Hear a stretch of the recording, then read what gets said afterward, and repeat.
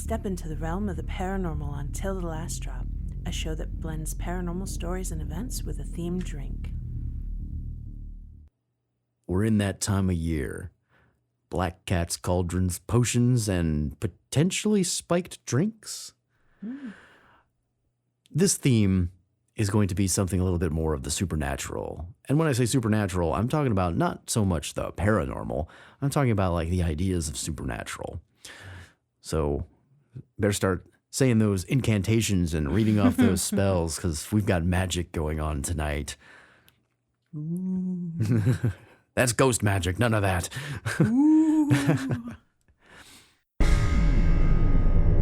Stay thirsty for the unusual with Till the Last Drop.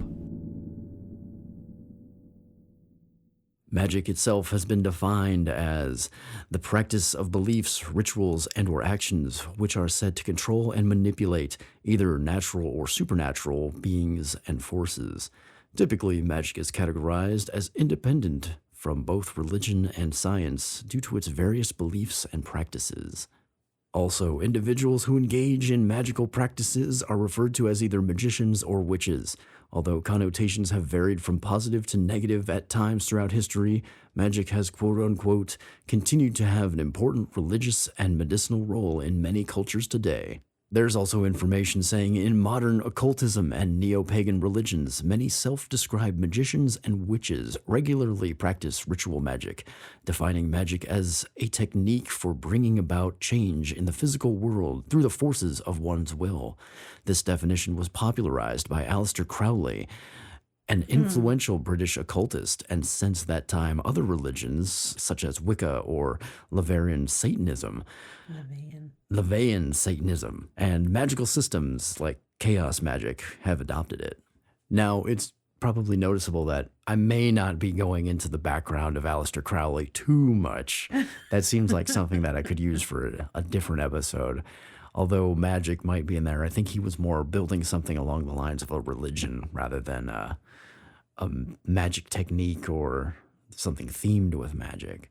I know that Aleister Crowley and LeVay are linked with Satanism.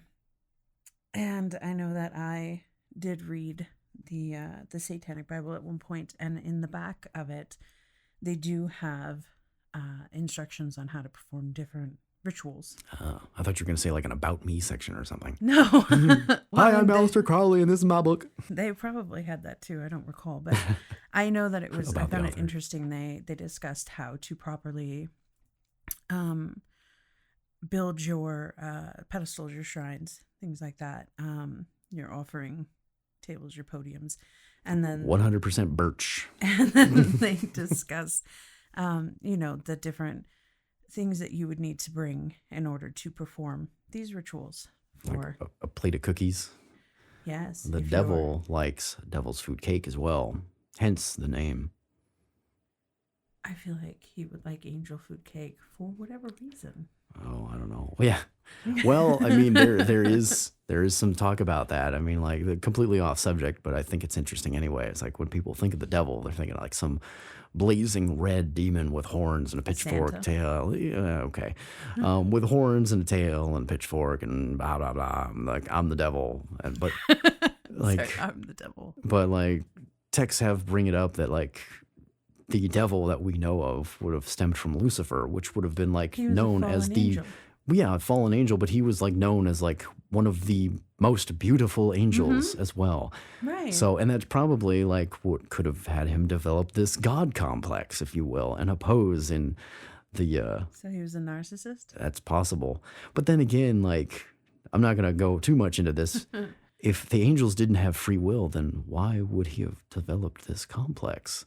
Unless he was made to be the resistant force and have like everybody choose between good and evil. I've heard a argument kind of along those lines where, yes, angels supposedly did not have free will, but also if you believe in all of that, and you believe that God created all creatures, including the angels and humans and everything, and he created them to be what they are, and he's all-knowing and all-powerful, He knew what was Yeah. going to happen. He knew what was going to happen when he created Lucifer. He was fully aware of the situation that he created, and he did it for whatever his reasons were. But it's not like, here's this rebellious angel. Like, Yeah. that's how he was created to be. Yeah. Anyway, this one's on magic, not on religion. I'm going to make sure I stay far away from that topic unless it's Yeah. just for like generalized info gathering. No religion here. Speaking of info gathering, there are different types of magic, some known as white, gray, and black. Going into white magic, it's been traditionally understood as the use of magic for selfless and helpful purposes, while black magic was used for selfish, harmful, or evil purposes. Evil! With respect to left-hand path and right-hand path, black magic is malicious left-hand counterpart of the benevolent white magic. There's no consensus as to what constitutes white, gray, or black magic. As Phil Hine says, like many other aspects of occultism, what is termed to be black magic depends very much on who is doing the defining. I feel like that's a very valid point, because there may be something that I do on a regular basis that is just absolutely normal to me, and Yeah. I don't see any problem with it. But somebody else who has completely different values and beliefs and morals and was raised differently than I might think that that's an evil, horrible thing. Well, And so, yeah, I mean, like, for instance, you could, I don't know, let's say use your hand gestures. That's another part of it too.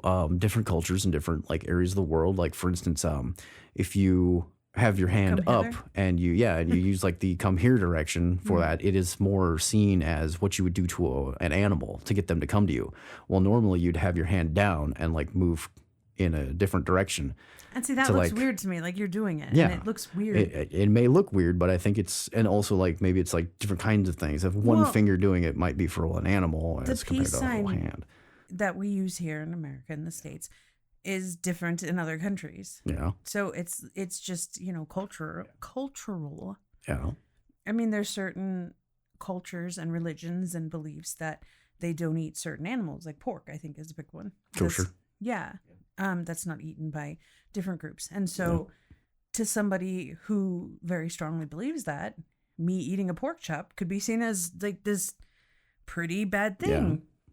Yeah. And maybe not so much now, but I know definitely quite a while back, it would definitely be seen as quite the faux pas. Yeah. But then again, it all goes back to the powers of the force. You got the light side, the dark side, and then the gray ground that we apparently have now. The gray goo. Yeah, the gray goo. We could the go into that world. later on. That would be interesting. Yeah. Yeah. The night is dark. The spirits are restless. They demand to be poured until the last drop. Now, magic has been around for centuries. Possibly one of the first styles of beliefs before a actual religion or something. Considering religion. right, and it may be more that it could be based more on naturalism and all that as well. Honestly, I think a lot of different offshoots of magic are more about nature and respecting, elements and things like that. Yeah, I mean, like as a brief history, as far as like in Mesopotamia, magic was invoked in many kinds of rituals and medicinal recipes, and to counteract evil omens, defensive or legitimate magic were incantations and ritual practices intended to alter specific realities. Ancient Mesopotamians believed that magic was the only viable defense against demons, ghosts, and evil sorcerers. To defend themselves against those spirits they have wronged, they would have to leave offerings and hopes to appease them. However, that's kind of, and actually it feels like that trend made its way into, I guess, not recent history, but generalized like history within the last couple of centuries when they were bloodletting and getting all your ghosts out of your blood. I'm like, you've got blood ghosts. Well, blood ghosts. Oh, yes. Take yes. some cocaine. Yeah, exactly.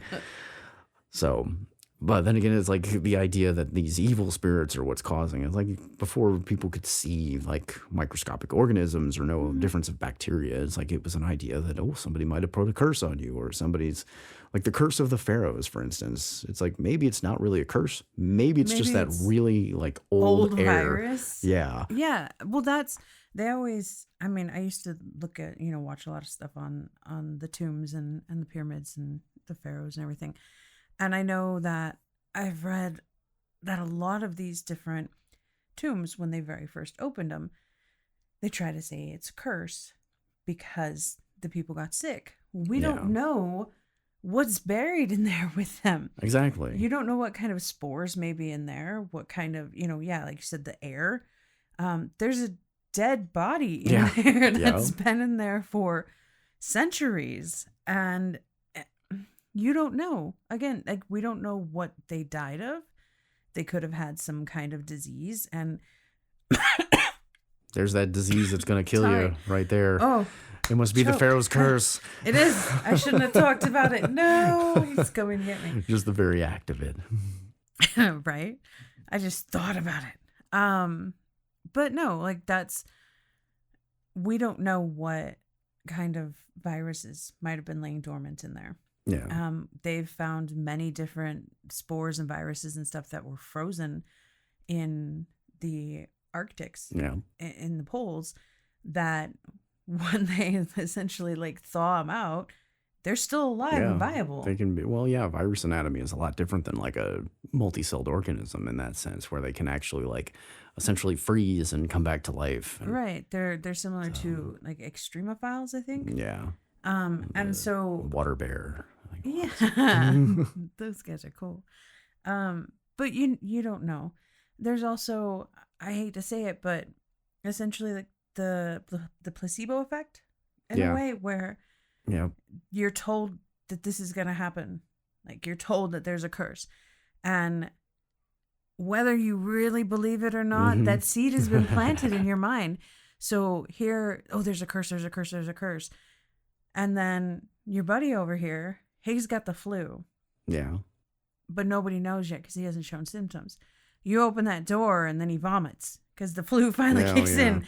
And then it's like, oh, Lord. And then you all get the flu because you were around him. But you don't realize, and you link it to, well, he got sick when we opened the door.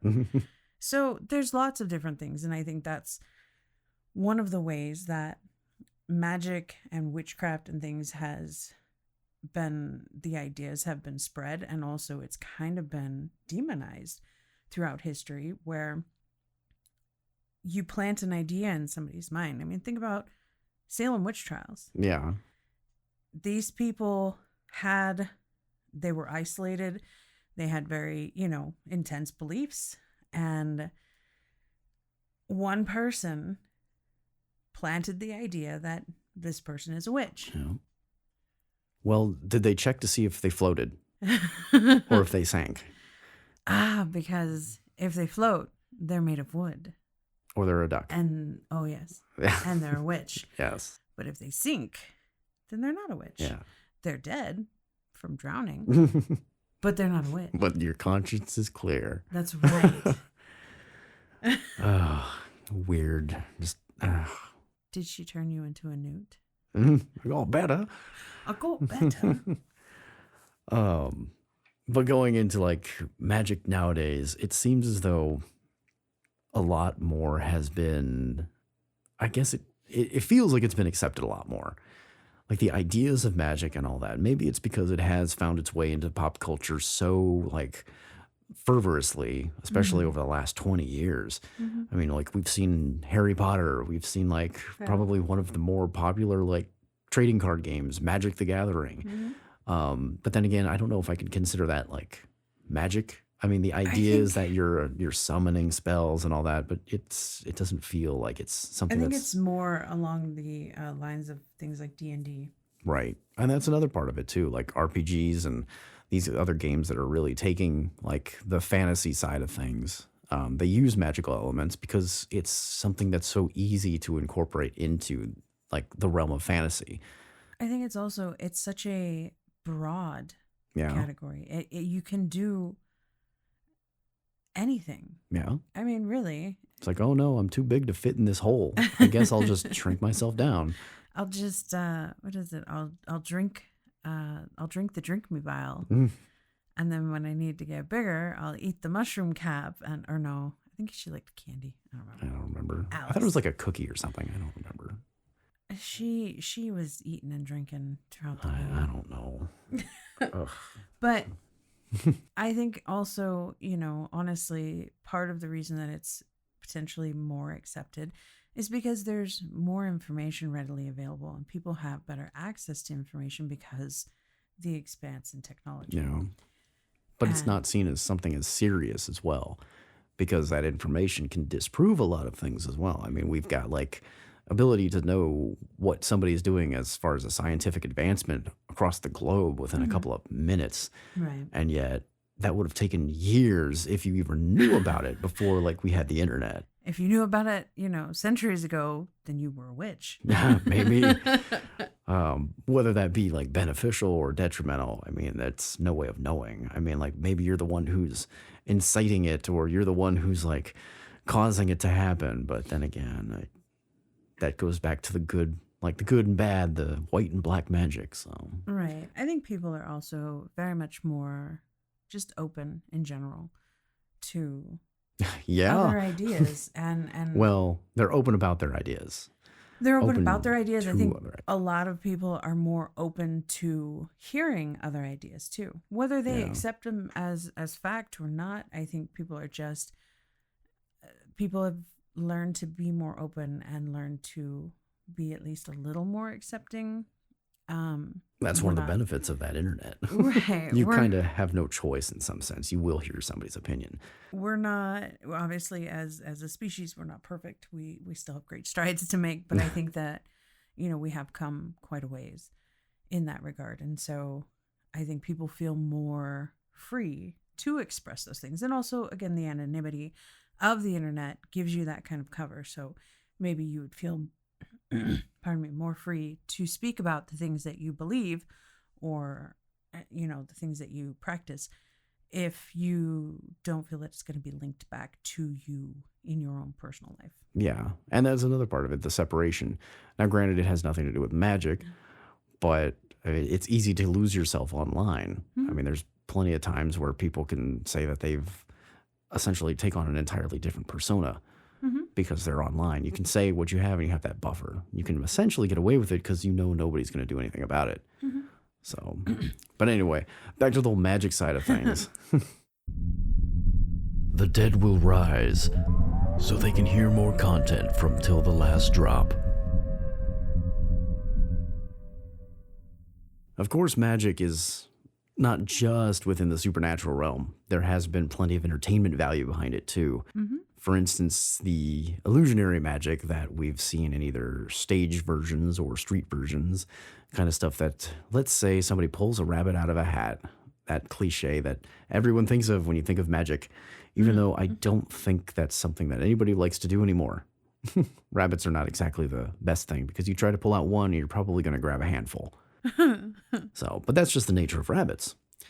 But a lot of observers within history, performances that modern observers would recognize as conjuring have been practiced throughout history. For example, a trick with 3 cups and balls have been performed since 3 BC, give or take. And it's still performed today on stage and the street magic shows. For many recorded centuries, magicians were associated with the devil and the occult. During the 19th and 20th centuries, many stage magicians even capitalized on this notion in their advertisements. The same level of ingenuity that was used to produce famous ancient deceptions, such as the Trojan horse, would also have been used for entertainment, or at least cheating in money games. Don't they always cheat in money games? Well, you have a higher, like if I could hide a card and not know where somebody's doing it, I mean, obviously that's the incentive. I mean, magically this guy has blackjack every single hand. And what's going on? And then like somebody like touches his sleeve and like thousands of cards shoot out. It's like, uh-oh. It's called magic. Yeah. And then he throws down a smoke ball and disappears. So you just disappear in a cloud of cards. Yeah. Let's see, they were also used by the practitioners of various religions and cults from ancient times onwards to frighten uneducated people into obedience to turn them into adherents. However, the profession of the illusionist gained strength only in the 18th century and has enjoyed several popular vogues since. You know, again, slightly off topic, but I feel like a lot of the cult leaders that we're aware of are a type of magician in a way. They are definitely good at creating illusions and convincing people of things. Yeah. I mean, think of stage magic, for instance. I mean, granted, there's an audience that can only see a certain area and from certain angles, and you can play off of that in multiple different ways. And yeah, some of the tricks have been revealed in some cases, kind of like the way that you could have somebody float off from a table and whatever. But once it gets up to the personal level of like street magic and whatever, I've seen magicians off the street. They say, order a coffee, and they get a coffee and they hold up the cup, and then they like just turn it over and there's nothing there. So they just make the coffee disappear. And all the while there's like whoever just put the coffee down for them is like looking on in like awe, just wondering like, where did this guy put the coffee? Yeah, there was one that somebody like was eating a tube of Pringles, and like this guy comes up and he like floats a Pringle out of the can, and like the other guy's like almost going to try to eat it, is like, what? And then he just does it. That almost feels like it was staged to me. I think so. I genuinely believe that stuff is staged. Oh, of course. I mean, even the original illusionists and magicians, they have tricks. Oh, yeah. That's the whole part of it, is like they know how to do this thing that to you looks like mind-blowing and amazing, and you're not supposed to find out. That's why they keep all that stuff secret. And I think that's cool, and I understand that. But clearly they all have some kind of trick. Yeah. Well, it's all sleight of hand. It's all illusion. That's the whole point behind the entertainment magic. Like I remember back when Chris Angel was a big thing, and his whole like Mind Freak series. A lot of that stuff, I'm not sure what it would have been like in person, but some of them, they had like, he split this lady in half, and like the lady was like crawling around, and it was like basically half a person. I'm like, well, that's cool and all, but what's to say that she wasn't just like, she had this disability where she was like, literally, she lost her legs completely, or she wasn't born with her legs. Like, it's possible to find these people that can do this and incorporate them into your act. In the same sense where there's a lot of editing involved. Yeah. I mean, you could have a group of people who are all quote unquote in on it. And even if you're filming live, there's still that delay between like a live broadcast and when it's filmed. It's easy enough to just put a filter over. Oh, you make a building disappear. You just put a filter over where that building is. You have a crowd of people who are already told to act at a certain time. Right. And there you go. That building's gone and nobody understands why. Just because they say that these are all people that I don't know, and we just picked them off the streets and da-da-da. Okay, because how am I going to verify that? That's true. Just like magicians, you know, when they would have stage performances, they would often plant somebody in the crowd that they would then pick out to come up, because that person was aware of what they needed to do to make sure that the trick went off. And I know that oftentimes more elaborate tricks had danger aspects to them, or danger elements to them. And so having a absolute stranger go up there who has no idea what could potentially happen or go wrong seems like a recipe for disaster. Yeah, it's like a catch the bullet trick. Right. Something like that. I remember that from like one of the older Penn and Teller shows. They like caught a bullet in their teeth. It was like, I understand that that's probably not going to happen. I mean, first of all, your teeth aren't strong enough to like bite a bullet hard enough to stop it in midair, and let alone like you only get one chance to do it, and you're not going to practice that. You only get one chance to do it right. Yeah. Well, no, I guess you might have more than one chance to do it right if you pull it off the first time. I doubt that you would. But, I mean, your mouth can't even close that fast. No. Well, there was what is that? The movie, Yep, I know exactly what you're talking about. The Prestige. Yep. Such a good movie. I mean, you might be able to teleport yourself like halfway across the room, but in reality, you're just cloning yourself. Well, they did the bullet trick, didn't they? Didn't the one guy get shot?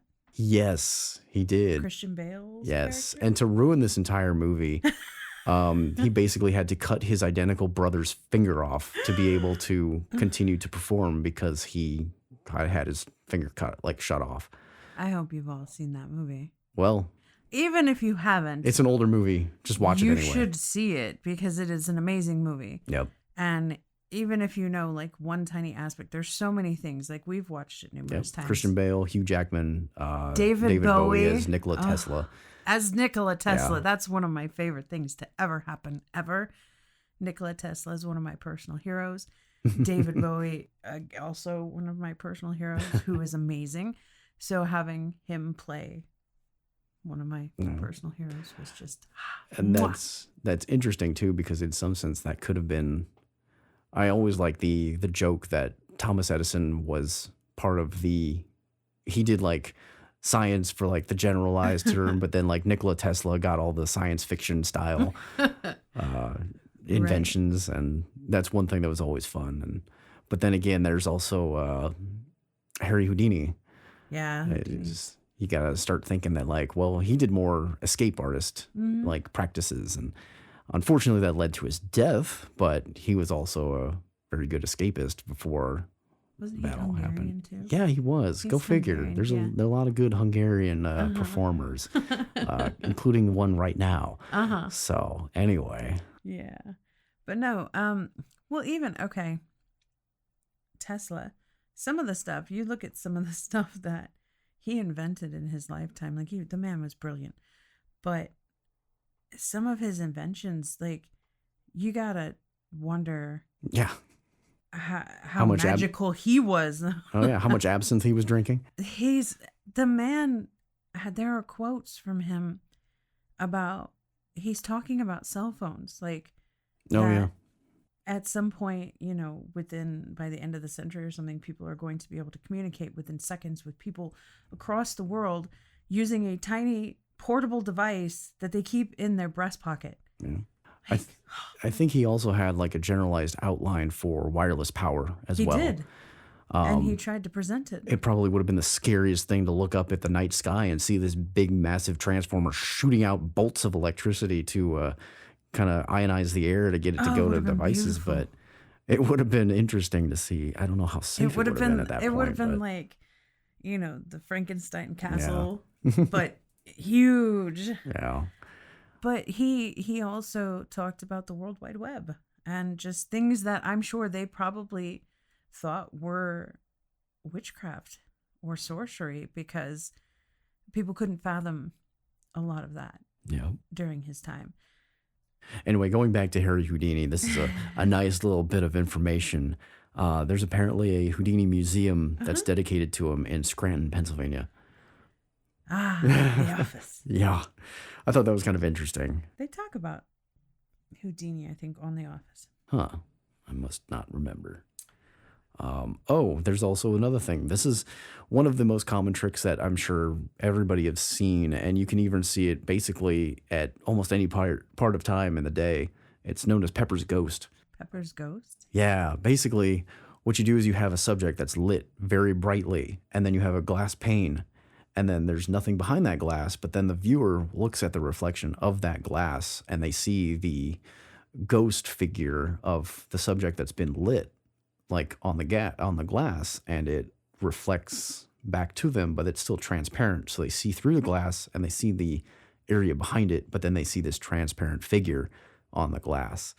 It was used a lot like for stage and all that, but also anybody who's a Disney fan would know that the Haunted Mansion takes heavy use of this. That's the whole reason why they have like the face and the ball, and they have the dancing and all of the activities that are going on in the Great Hall or whatever it was. There's actually just a big pane of glass, and that's what they're doing. The downside with Pepper's Ghost techniques is that you have to overlight your subject, and you have to like utilize stage makeup in such a way that it's got high contrasts and high colors. Otherwise, it's not going to come through all the way either. Right. But that's also the reason for glare. Like, say you have the light on in your car and you put something on the dashboard and immediately you're going to see what it is. That's the same example. That just made me think of that video where the people are driving down the dark country road. Yeah. And all of a sudden it looks like a hand like comes out of nowhere somewhere on their windshield. It's like, oh, it's a ghost. And yeah, they try to say, oh, there's a ghost reaching out. But you can clearly see in the video that the person reaches their hand towards the dash. Yep. And what you're seeing is the reflection of their hand. And you can see it looks exactly the same. Yeah, they should have cropped that video a little bit better. Yeah. And maybe they just, I don't know, maybe they were genuinely scared and they thought it was real. But when we first saw it, it was clear that it was a trick of the reflection. That's the downside with looking into this kind of stuff. You kind of pick it out a little bit quicker. And I understand that it would have been up there for maybe somebody doing a joke on somebody or whatever, but it just, the execution was bad. Yeah. So a little bit. At Till the Last Drop, we'd like to hear your stories, not have you become the story. So please drink responsibly. All right, so for the drink tonight, we're doing something that's very related to magic and anything else that might be associated. What I'm getting to here is like, it's known as the Green Fairy. So it's a very magical drink. At one point in time, it was thought to cause hallucinations, but that has been since debunked. It was also outlawed because of this as well. The drink for tonight is absinthe. Yay. I've been looking forward to this one. A bit of history on absinthe. At the end of the 18th century, the drink was invented by one Pierre Ordinaire, a French doctor who distilled wormwood and other herbs in a alcoholic base as a remedy for his patients. At the end of the 19th century, absinthe was embraced by the literary bohemian crowd, who gathered in European cafes and claimed the Green Fairy as their muse and inspiration.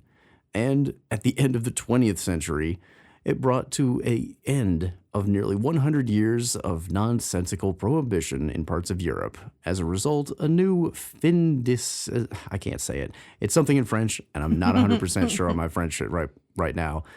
A crowd began discovering the delights of the absinthe drink once again. So despite the French term that I'm not going to get into because I'm not 100% on my French. So a lot of it basically happened at a lot of the end of the centuries. A lot of history was made with absinthe.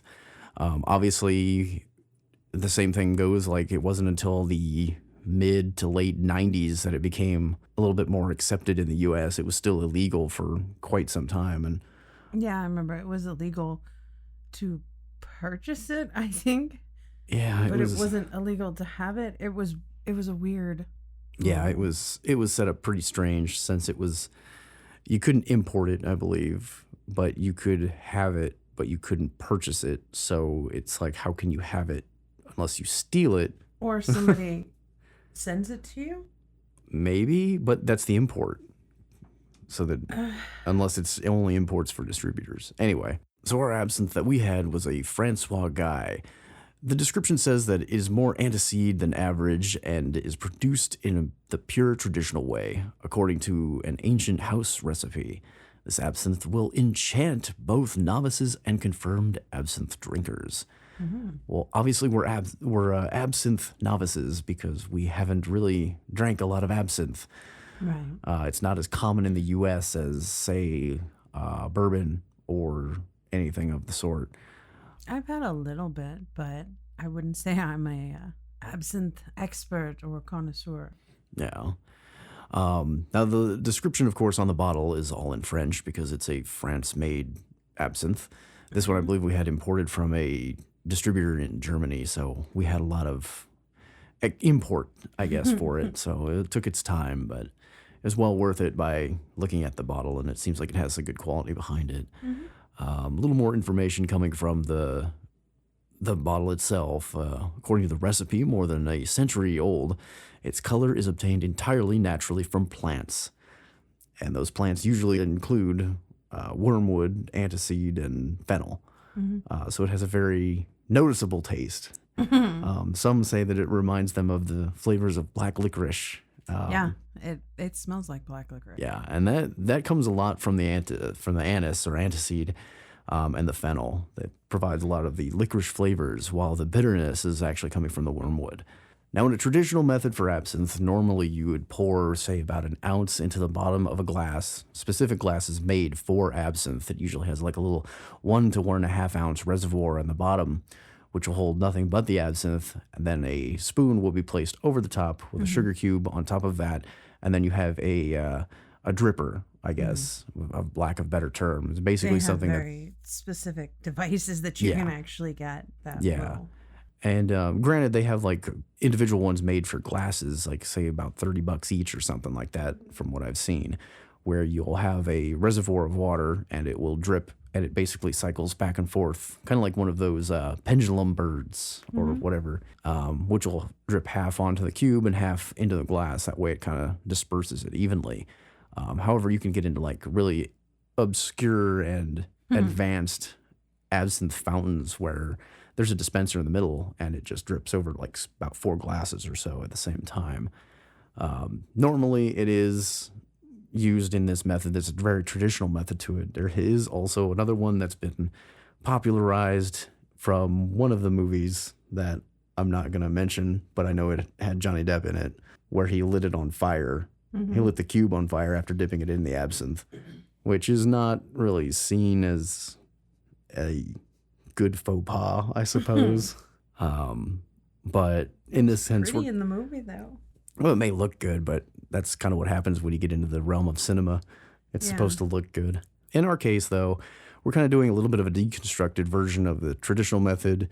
Instead of actually doing a sugar drip, we've pre-dissolved sugar within the proper ratio of water, and we're going to be adding that to that about 1 to 3, 1 to 4 ratio of sugar water to absinthe.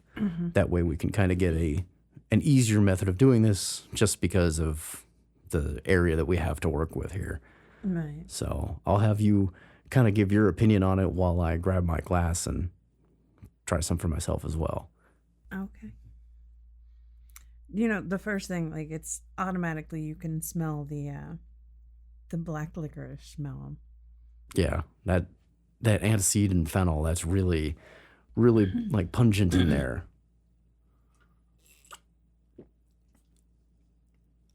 I think my biggest piece of advice for anybody who wants to try absinthe is, if you detest black licorice, I would not recommend. Yeah.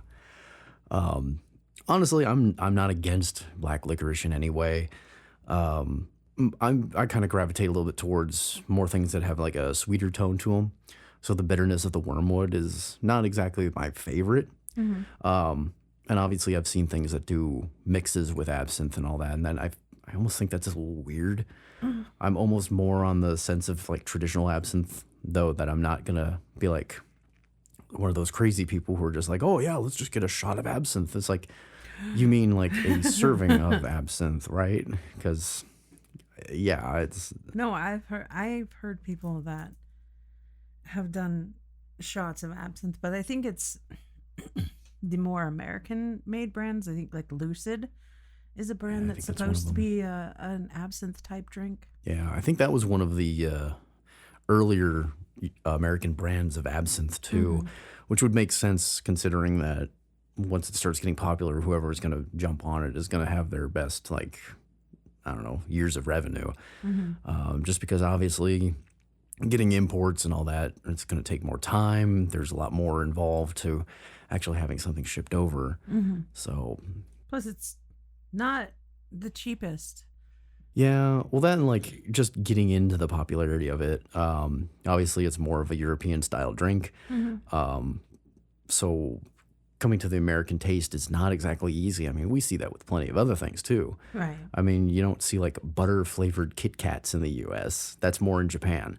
Or, for instance, Korean style pizza, from what I've heard, apparently it's a lot sweeter, and a lot of Korean people kind of gravitate away from the pizzas that are served because they are too sweet. Oh, really? Yeah, and in comparison, like American style pizzas, it feels like it's more filling and it's more like, I guess, robust. I think you could say that about a lot of American food. Though. So Yeah, it's filling and robust. Yeah. Here's your, we're just going to inject the fat right into your artery. But, Or those places that give you a trash bag of French fries. oh, geez. That's a bit much. Yeah. So, I think one of the things like you're kind of talking about, a lot of people when they drink, they, if you go to a bar or something, yeah. you're typically just kind of drinking, your drinks. A lot of people, not everybody, but a lot of people, they'll drink quite a few drinks. And I think absinthe is more of the kind of thing that you want to not just gulp it down. Yeah, it's more of a slower experience. Right. And that's a lot of things. You think of like, say, American style party culture. You're seeing people like shotgunning beers. It's like you're just drinking it just to drink it. Keg stands. And Yeah, things like that. it's not exactly. I don't know. You're not drinking it to enjoy Right. what you're consuming. Right. And that's one of the bigger problems that I have personally with things. It's like, alcohol get the job done. But if you're going to drink like anything, just buy like something that's cheap and high in proof. That way you can not have to worry what it tastes like. But if you're actually going to like enjoy the alcohol and like Right. essentially be respectful to who's creating it, you might as well like drink it properly. Right. I mean, like a little bit of dilution with water, maybe ice. I mean, but other than that, like keep it straight before you try to mix it. Right. So, but that's just a personal opinion. Get I'm a sure. feel for the liquor itself. Right. And that's what I would do. Like with normally any other spirit that we've gotten, I've done at least like a shot of it straight beforehand. Just yeah, because I know. like, You've had me do that too. Some of them well, I wasn't yeah. happy about. Well, a lot of times is like that's one of the better ways to get an idea of where the flavors are going to come from. And then like once you dilute it, you can pick up more of the flavors out of it as well. Also, I mean, vodka is going to have that vodka taste, I guess, feel to it. And I know that there can be other nuances that happen, especially with what was the little samplers that we got? In which ones? The scotches or the moonshines? The scotches. Well, either one, I guess. But I was more thinking the scotches because there were so many different subtle nuances with each one of those. And so it was interesting to try so many different variations of the same type of liquor. Yeah. And that was kind of cool. And so... Yeah, aged in different casks for about the same amount of time. I believe I don't remember at this point. Right around the same... Yeah. 10 to 12 years, I think. Yeah. And you can tell like there's the different flavors coming from where they're aged and how they're aged is going to pick it up. It picks up, all the different subtle flavors that are coming from the different types of wood and things like that. And I think that it's good to know what the base is in your liquor before you add something to it, because some of those scotches, I know you wouldn't typically probably mix those with things, but no, I would normally just have a straight shot of that but that's the other part of it too. It's like if it's like something that you're just going to sip on, then you're going to want the flavor of it. I mean, maybe a very minute dilution to it, but I'm just thinking like if it's something like that, if for some reason you wanted to mix one of those, you would want to know what they tasted like to know what best to mix them with, because I think some of those flavors would not mix well with certain things that you might want to put them with. No, and that's, I guess in theory you can kind of come back to the magic sense of things. Like the idea of, you wouldn't want to mix your spells.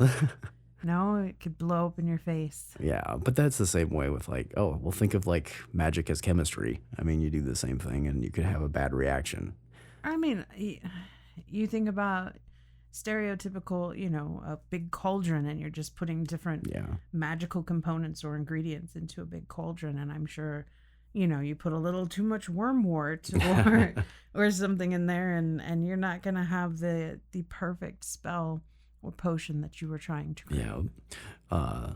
In that case, like this is going back to the history of absinthe. There's a little bit of a a section here is absinthe was first created in 1792 by Pierre Ordinaire, a French doctor living in Switzerland. His intention was to deliver the extract of the wormwood plant, which had long been known to have powerful healing effects, in a handy form. I don't know if pairing it with alcohol would have been the best option, but I don't know, but you hear that a lot, you know, when they were trying to kind of figure out medicine, you know, years and years and years ago. They did that a lot. They took things that they knew had some kind of potential positive effect, and they paired it with something that would help it to be digested easily. I mean, think about the original Coca-Cola. Oh, yeah. And I mean, honestly, they put cocaine in all kinds of things. I once saw an advert for cocaine in wine, and the Pope was on this poster advertising this cocaine wine, and I weirdly wanted a copy of that because I thought it was just amazing. But yeah. I mean, housewives used to be able to go into their Sears and Roebuck catalog and order syringes of morphine. Yeah. So, you know, like, it was a weird time. Yeah. Well, interesting enough, after it was created, it only took about 5 years for it to be like commercially produced. Basically, I believe the man's name was Major Dubaid. He bought the recipe from Dr. Ordinaire and proceeded to manufacture the spirit with his son-in-law in Switzerland. And then in 1805, production grew to larger facilities, and it was going from about 16 liters when it first started to about a production increase in over 400 liters a day. Wow. So it moved up pretty quick, but that was pretty minuscule as compared to what it would become like once it really hit into Europe. You know, back to, I'm sure that, you know, wormwood and those different herbal medicines, while they may have had great medicinal properties, they may not have tasted very good either. And so to try and find a way that it was palatable to get the medicine into somebody's system was also probably another reason to mix it with alcohol. Oh, yeah. Well, wormwood is very bitter on its own.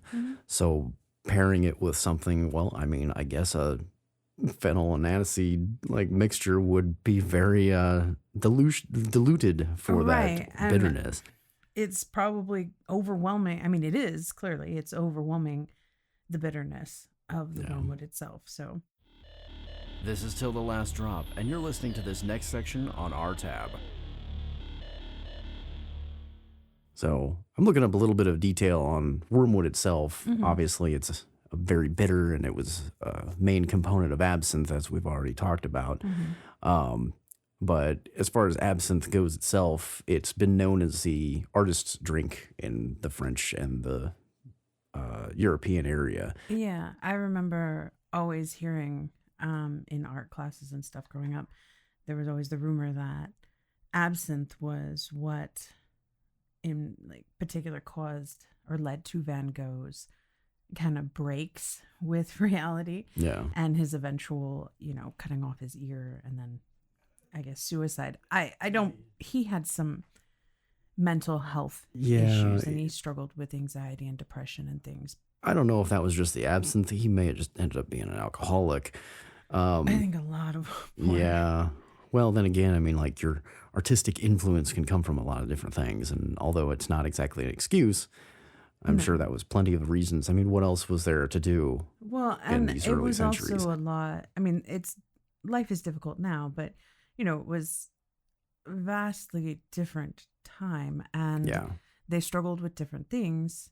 And I think being an artist was also probably a little more looked down on then. Like, it depends. I mean, it depends on what kind of art you're doing. Right.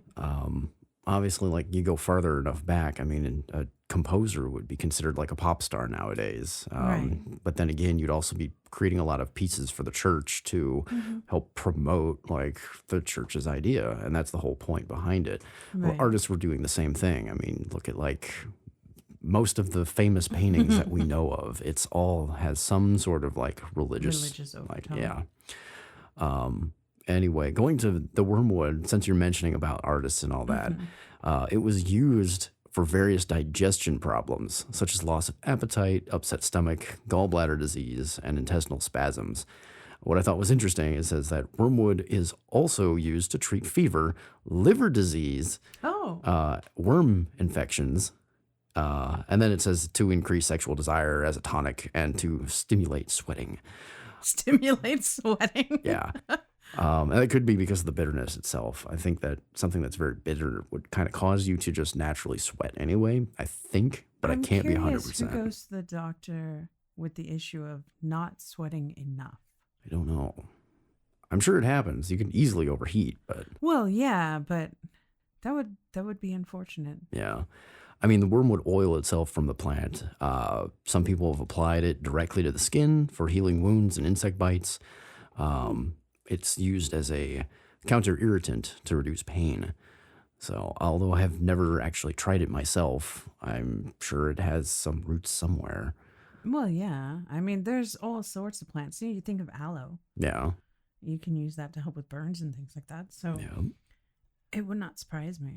I do think it's funny that wormwood was used to treat fever and liver disease. So they put it in an alcohol, which is known to cause liver disease. They're supposed to counteract each other. Exactly. Drink more absinthe. That's right.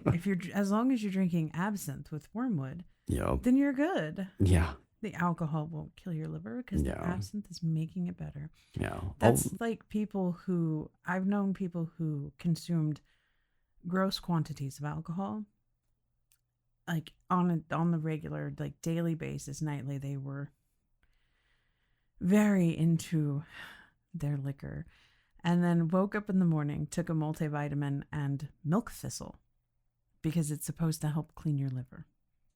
Well, I mean, as much as I hate to say it, if you want to clean your liver, just stop drinking so much. I know. Obviously, we're ones to say it since we're in a podcast that has alcohol every episode. But I would like to point out now that everything can be done in moderation. That's true. Everything. Like, if you enjoy a drink, then hey, you know what? Have a drink. Mm-hmm. Like, that's fine. Just make sure you're careful and you know. Yep. Don't let it take over. Yeah.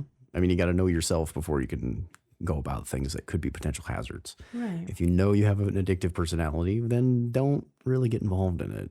Right. But I'm not here to sit on a soapbox and like preach to people. Nope. So just whoever's out there listening, be safe. Whatever makes you happy, do it. Just make sure you're safe. Yep. And take care of yourself. Unless they're shooting up meth. There's no benefit from that. Well, no.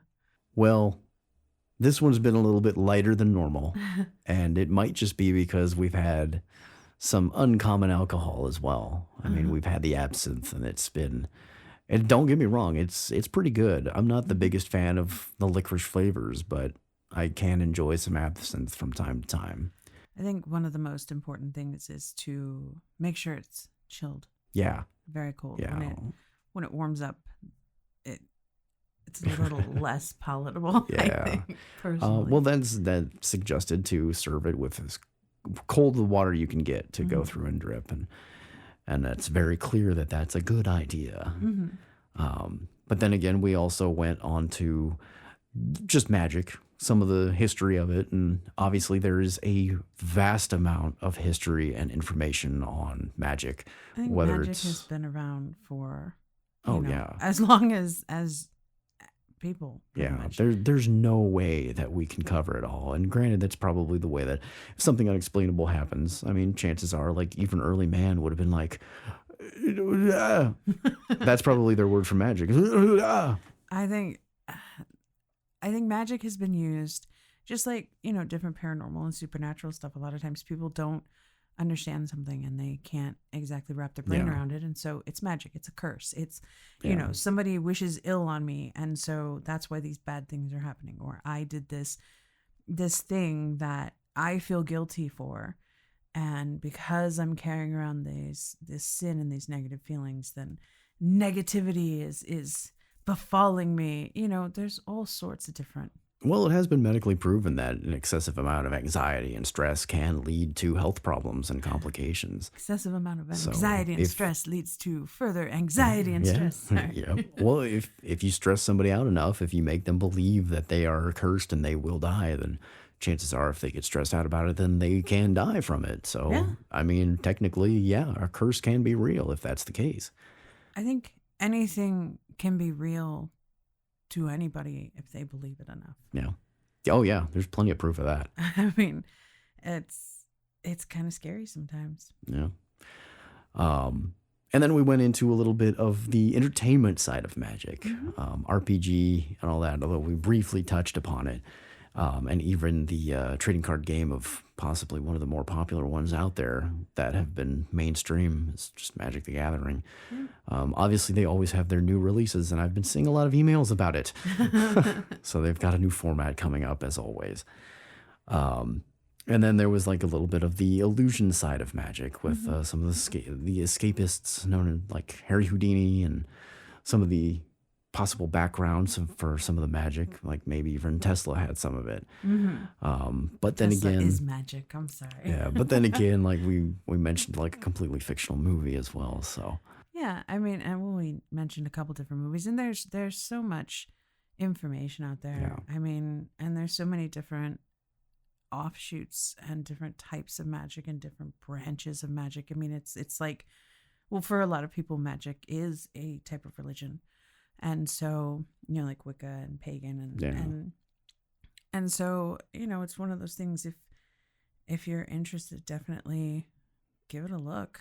There's tons of information, tons of books and references, and it never hurts to learn about something. And information is, despite what somebody might say, information is never a bad thing. No, it's not. And I think learning new things is always good, and opening your mind and expanding your horizons. Yeah. Well, that's probably going to wrap it up for this episode. As always, hopefully we have inspired you to go out and either look into magic or just look into something else. I mean, for instance, just find something that you may have wanted to put the time aside and kind of look into it. And maybe it's a different kind of crafting project. Maybe it's maybe you're trying to bake something new, or you're trying a new like culinary experience, or even you're maybe going out and even learning a different language, whether it be like something as normal as like Spanish or French, or maybe it's something a little bit different, such as like maybe Klingon or something like that. It doesn't matter. Just go out and get some information. Now is probably one of the better times to be more skeptical and filter through information more and just kind of have an idea of what you want to look for and what needs to be looked for. Obviously, don't take everything at face value. No, definitely look for, proper, reliable sources. Take multiple sources. I can't stress that enough. It's like, don't just listen to what the guy said. Always like kind of scrutinize. I think we need a little bit more of that just in general. Yeah. So, but I think also, given the general state of the world, a lot of people have a little bit more time on their hands. And so now's a perfect time to delve into new things that you may be interested in. Like you said, crafts, baking. I've been baking a lot. I will warn you, crafts can get addicting. So, just be careful. Yeah. Got a lot of craft stuff too. Yep. But it's always a good time to learn more. All right. And with that, we're going to wrap it up. Thank you for listening. Obviously, you can listen to us on tillthelastdrop.com. We've also got it on iHeartRadio, iTunes, Spotify, Stitcher, multiple other podcast locations. I think Google finally found us. So if you look for like Google Podcasts, you should see us. So with that, stay thirsty for more. Thank you for staying with us till the last drop. Thank you for listening till the last drop. For more paranormal experiences served up with a themed drink, check us out wherever you listen to podcasts.